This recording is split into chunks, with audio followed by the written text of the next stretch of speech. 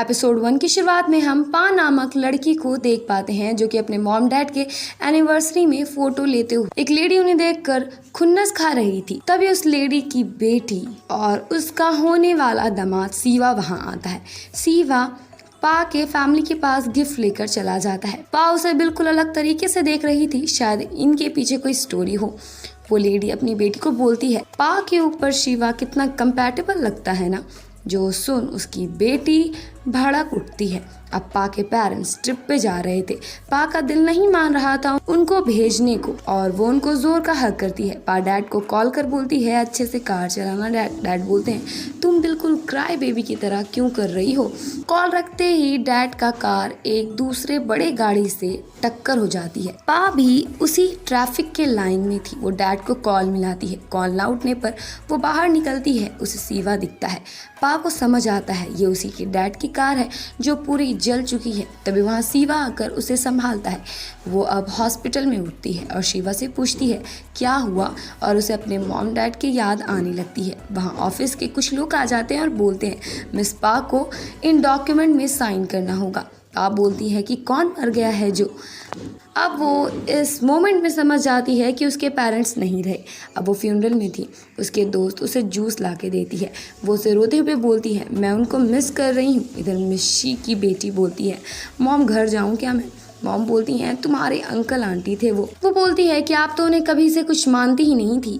But मिशी उसे छुपा देती है। अब पा घर जाने के लिए निकलती है और वो ऑफिस के डॉक्यूमेंट आंटी शी को दे देती है। वो अच्छा होने का दिखावा करने लगती है तो पा की असिस्टेंट मीना बोलती है तब मत ही लो ना, अच्छा क्यों बन रही हो। इधर शिवा द CEO पहुंचते हैं स्टेज। शिवा की माँ उसके डैड के सामने उसकी तारीफ करती है कि उन्हें नहीं लगता था कि वो इतना उम्दा काम करेगा। बट डैड का कहना था उसे तो उसको अपना बेटा भी बोलने में शर्म आती है। शिवा अपने डैड को देखने लगता है इंटरव्यू देते हुए। मॉम बोलती है उन्हें देख रहे हो। शिवा बोलता है वो कितने ऑसम है। अब हम एक लड़के को कॉल पे बात करते हुए देखते हैं जिसके ऊपर एक बंदा गन तान देता है। अब हम पा को देख पाते हैं जहाँ वो एक लेडी से मिलती है जिसे वो मॉम बुला रही थी। अब हम पिछले रात का गन वाला इंसिडेंट देख पाते हैं। उस बंदे का नाम थाना होता है जिसके ऊपर बंदूक तनी थी जहाँ पे वो अपने डैड को सिक्योर करने लगता है। अब पा के पास थाना आता है। दोनों कल रात के इंसिडेंट्स के बारे में बात करने लगते हैं। अब पा वहाँ से निकलती है तब डैड डॉक्यूमेंट लेने जाने लगते हैं बट थाना उनको काफ़ी ज़्यादा मना करने लगता है बट वो नहीं मानते और चले जाते हैं। पा ऑफिस आती है। बाहर से जान को एक लड़की बोलती है वो अंदर आ रही है और दोनों माँ बेटी अच्छा होने का प्रिटेंड करने लगती हैं। पा कर बोलती है आप लोग एनवेलप के बारे में बात कर रहे हो। दोनों माँ बेटी निकल लेती हैं। पा को अटर्नी से पता लगता है उसके ऑफिस के 70% शेयर्स मिस शी को मिल चुके हैं तो वो हैरान रह जाती है और उसे पता लगता है उसके फैमिली का घर भी बिक चुका है।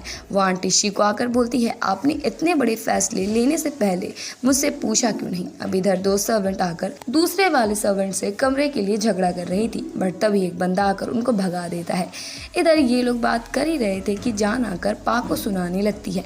पा बोलती है कोई बात नहीं आंटी शी, आज मुझे वो पता लग गया जो मुझे पता ही नहीं था। मैंने साइन कर दिया है, अब सब कुछ आप लोग का ही है। आंटी शी अब CEO बनकर बैठी थी और मीना झगड़ा करने लगती है। आंटी शी बोलती है आई डोंट थिंक सो, तुम CEO की असिस्टेंट होना डिजर्व करती हो। पा बोलती है आप मीना की जॉब उसे दे दो। इधर मीना बहुत ज़्यादा वॉरेड थी पा के लिए। वो अपने बॉयफ्रेंड को बोलती है हम इस साल ही शादी कर लेते हैं क्योंकि मुझे काम पे भी ध्यान देना है। शी की एक लड़के से आर्ग्यूमेंट हो जाती है जहाँ एक लावारिस बच्चा आ जाता है जिसे देख शी को अपना पास्ट याद आ जाता है। पा एक लेडी को देखती है अपने मॉम के ड्रेस पे और वो सर्वेंट निकलती है। पा उसे ड्रेस उतारने को बोलती है तो वो पा को ही सुनाने लग जाती है। तभी मिस शी आ जाती है जो उनको रोक कर स्लैप करती है। शी बोलती है गुस्सा मत होना, मैं अब भी तुम्हें फैमिली मानती हूँ। मीना की बात पा को याद आती है कि शी जैसी दिखती है वो वैसी बिल्कुल नहीं है। अब हम शी की कहानी देख पाते हैं जो कि नाजायज़ औलाद थी और उसका कोई भी नहीं था तो उसे पा की माँ ने लाया और उसे सारे एक्सपेंसेस दिए। शी ने जान को भी मार दिया था क्योंकि वो पा के साथ खेल रही थी और वो पा के साथ खेलना डिज़र्व नहीं करती थी। वो अपने मॉम डैड को ये बताती है। ये सब चुप के जान देख रही थी। अब हम जान और शी को शिवा के मॉम के साथ देखते हैं। वो दोनों एक दूसरे के बच्चे की तारीफ करने लगते हैं। शिवा की मॉम बोलती हैं, क्यों ना आप मेरे ही बच्चे को दामाद बना लो। पा कपड़े लेकर तैयार थी जान के फर्स्ट डेट के लिए और जान को वो उसके डेट के लिए एडवाइस दे रही थी। वो उसे ज़बरदस्ती कपड़े दे देती है और इधर मिस शी उसे कुचल रही थी और ये पहनने से मना भी कर रही थी और उसे वो खूब सुनाती और बोलती है, अगली बार से कुछ पहनने से पहले मुझसे पूछोगी तुम। शिवा जान के घर आ गया था। उसे स्लोमो में चलती हुई पा दिख रही थी। शिवा को लग रहा था पा ही जान है और वो फुल्ली उसे फ्लर्ट कर रहा था। अब जान वहाँ आती है। जान पा से पूरी जल जाती है। अब बाहर शिवा पा को बोलता है, हम फिर मिलेंगे। अब हम देख पाते हैं एक ड्राइवर कार में से कुछ चेक कर रहा था। उसे मीना का बॉयफ्रेंड पकड़ लेता है और दोनों की फाइट चालू हो जाती है। अब वो लौंडा मिस शी को बोलता है, आपका काम हो गया है। और फिर हमें इन सब फैमिली के साथ ब्रेकफास्ट वाला सीन दिखाया जाता है और इसी के बाद पा के पेरेंट्स का एक्सीडेंट हो जाता है और ये सपने से पा उठती है और पूरी डर जाती है। शिवा स्टाइल में निकलता है और मॉम से थोड़ा बात करता है। पा मीना को बताती है कि वो साइन करके काफ़ी ज़्यादा रिग्रेट कर रही है और उसे ऑफिस का काम भी समझ नहीं आ रहा। अब वो आ जाती है अपने माँ बाप के घर जहाँ पे मॉम थापा के डैड से थापा को बात करने को देती है। उसके डैड को कुछ गुंडे ने पकड़ लिया था और ये सब सुन थापा को पा बोलती है, आई होप वो ठीक हो। थापा और वो दोनों अब पा के घर आ जाते हैं जहाँ पे शिवा भी होता है। थापा शिवा को बोलता है कि हमें डैड से बात करना है। इधर पांग और एक बंदे में झगड़ा हो रहा था। वहाँ जान आती है और उसे पता लगता है शिवा घर आया हुआ है और वो पांग के कमरे में ही है। जो सुन वो गुस्से में आ जाती है। पा वीज़ा को हॉस्पिटल पहुँचाने के लिए थैंक्स करती है और वो उसे अपनी थोड़ी बातें शेयर करके बेहोश होने वाली रहती है।